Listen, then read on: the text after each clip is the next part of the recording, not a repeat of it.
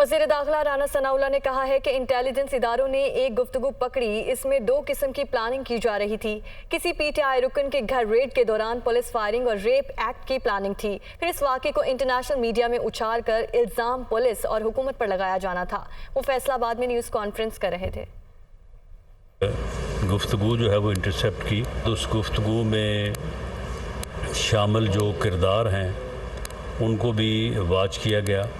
उस गुफ्तगू में 2 तरह की जो है वो प्लानिंग की जा रही थी, यानी एक्चुअल यानी जो है वो एक्ट करने का जो है वो तरीक़ाकार बनाया जा रहा था कि बाकायदा जो है वो एक घर के ऊपर रेड हो, जो घर जो है वो किसी पीटीआई के नॉन वर्कर का घर हो और वहाँ पे फायरिंग का वाक़या पेश आए और उसके नतीजे में वहाँ पे कैजुअल्टीज़ हों और उसको जो है वो फिर इस मकसद के लिए इस्तेमाल किया जाए कि देखें यहाँ पे इंसानी हकूक़ की किस तरह से जो है वो ख़िलाफ़ वर्जी हो रही है और किस तरह से पुलिस या लॉ इन्फोर्सिंग एजेंसी जो हैं वो लोगों के घरों में घुस के जो है वो किस तरह से लोगों को हलाक कर रही हैं और लोगों पे ऊपर जो है वो फायरिंग हो रही है। सेकंड जो है वो ड्रामा ये भी चल रहा था कि रेप एक्ट किया जाए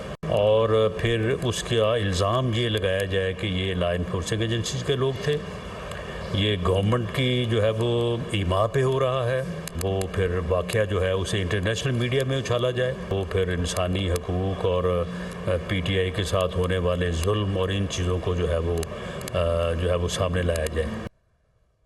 जबकि नून लीग के रहनुमाओं ने जिन्ना हाउस लाहौर का दौरा किया। मीडिया से गुफ्तगू करते हुए ख्वाजा साद रफ़ी का कहना था कि जिन्ना हाउस में केमिकल से आग लगाई गई। दुनिया की कोई भी कौम फौज पर हमले नहीं करती।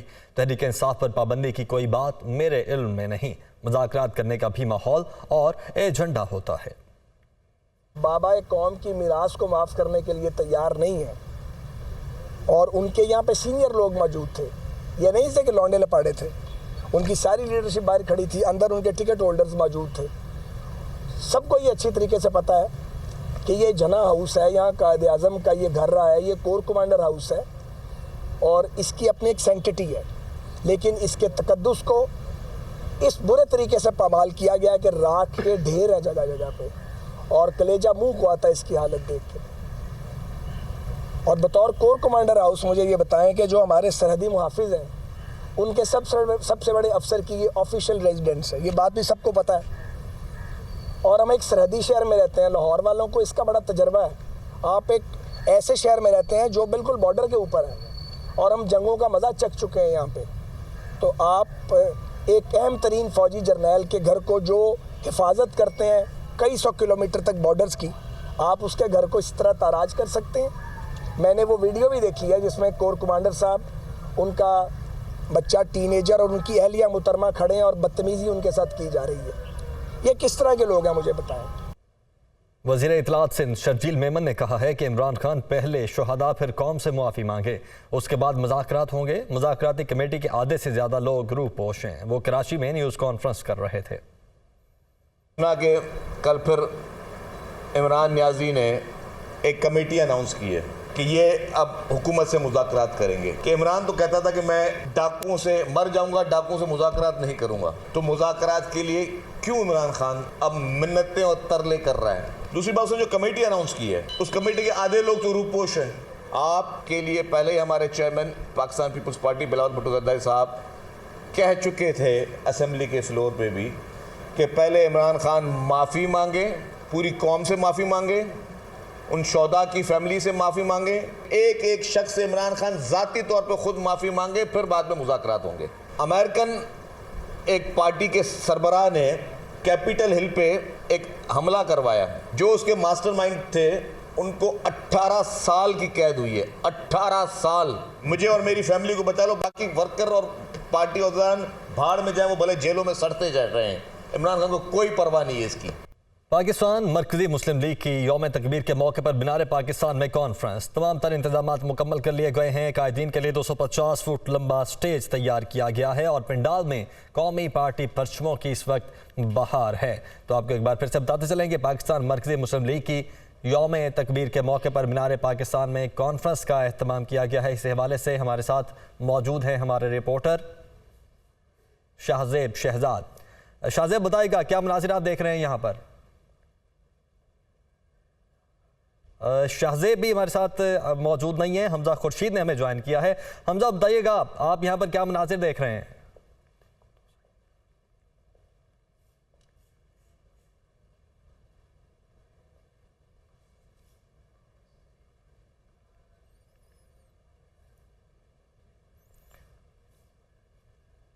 जबकि मुस्लिम लीग नून के ज़रिए तमाम यौम तकबीर की सिल्वर जुबली तकरीब के लिए लिबर्टी चौक में स्टेज सजा दिया गया है। दूसरी जानिब और मरियम नवाज समेत दीगर क़यादत खिताब करेगी। लिबर्टी चौक के चागी में पहाड़ का मॉडल भी बनाया गया है। तो मुस्लिम लीग नून के ज़रिए तमाम यौम तकबीर की सिल्वर जुबली तकरीब के लिए लिबर्टी चौक में स्टेज सज चुका है। मरियम नवाज समेत दीगर क़यादत खिताब करेगी। लिबर्टी चौक के बाग में चागी पहाड़ का मॉडल भी बनाया गया है। हमजा खुर्शीद ने हमें ज्वाइन किया है। हमजा, बताइएगा यहाँ पर क्या मनाज़िर आप देख रहे हैं?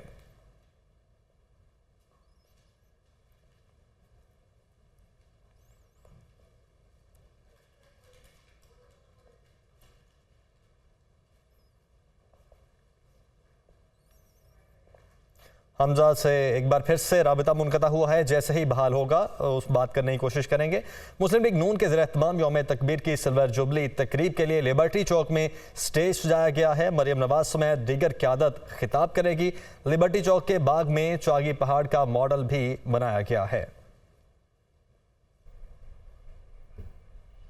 तहरीक इंसाफ के साबिक एमपीए नादिया अजीज ने भी पार्टी से उड़ान भर ली। इस्लामाबाद में प्रेस कॉन्फ्रेंस करते हुए उनका मजीद कहना था कि 9 मई के वाक़यात की मसम्मत करती हूँ।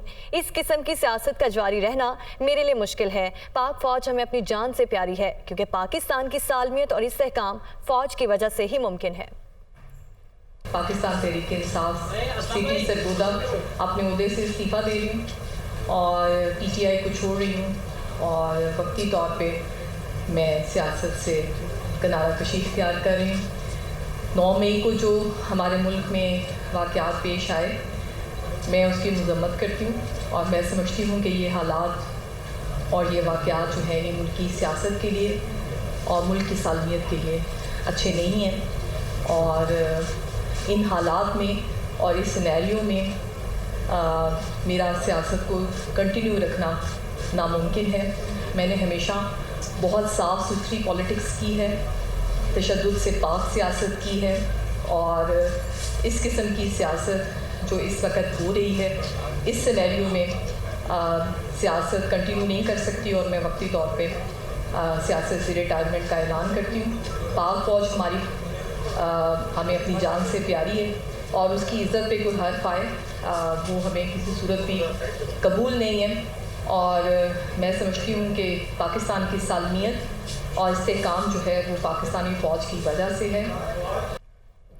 साबिक वज़ीर आज़म इमरान खान के मावन खुसूसी तारिक महमूद अल हसन ने PTI को खैर बात कह दिया। 9 मई के वाक़यात रोकने में PTI क़यादत बुरी तरह नाकाम हो चुकी है। मैं तहरीक इंसाफ छोड़ने का ऐलान करता हूँ, तारिक महमूद अल हसन की जानिब से ये कहा गया। साबिक वज़ीर आज़म इमरान खान के मावन खुसूसी तारिक महमूद अल हसन ने PTI को खैर बात कह दिया है। लंदन में मीडिया से गुफ्तगू में उन्होंने कहा कि 9 मई के वाक़यात रोकने में PTI क़यादत बुरी तरह नाकाम हो चुकी है। रहनुमा मुस्लिम लीग नून तारिक फजल चौधरी मीडिया से गुफ्तगू कर रहे हैं, आपको बराह रास्त लिए चलते हैं। क्या हुए उसके बाद 2 बयानात और आए हैं, मैं नाम नहीं लूँगा उनका। 2 जमातों के और नाम ऐसे आए हैं तो उन्होंने कहा कि आप कोई हमारे लीडर को हाथ लगा के दिखाए, क्योंकि फैसले पाकिस्तान में किसी कानून के तहत नहीं होते, ज़ाब्ते के तहत नहीं होते, फैसले यहाँ पे ताकत की बुनियाद पे होते हैं। आज तहरीक इंसाफ ने ताकत का मुजाहरा किया, कल हम ताकत का मुजाहरा करेंगे। और फिर सबसे बड़ी बात ये भी आपके सामने मैं अर्ज़ कर दूं कि इमरान खान को गिरफ्तार किस बुनियाद पे किया गया था। मैंने पहले अर्ज़ की कि आप शहीद जुल्फ़िकार अली भुट्टो, उन्हें फांसी दी गई, मार्शल लॉ के दौर में दी गई, लेकिन पाकिस्तान पीपल्स पार्टी उन्होंने कभी GHQ पे हमला किया, कभी कोर कमांडर के घर पे हमला किया, कहीं कराची या कहीं दाएँ बाएँ।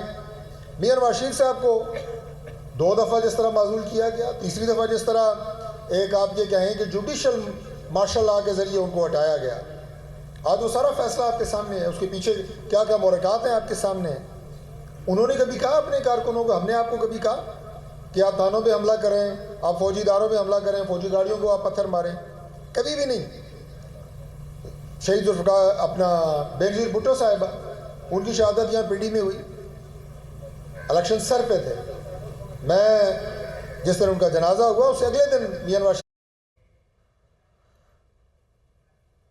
आगे बढ़ते हैं। पाकिस्तान मरकजी मुस्लिम लीग की यौम तकबीर के मौके पर मीनार पाकिस्तान में कॉन्फ्रेंस। तमाम तरह इंतजाम मुकम्मल कर लिए गए हैं। कायदीन के लिए 250 फुट लंबा स्टेज तैयार किया गया है। पंडाल में कौमी और पार्टी परचमों की बहार है। शाहजेब शहजाद हमारे साथ मौजूद हैं। शाहजेब, बताइएगा क्या मनाजिर देख रहे हैं आप पंडाल के?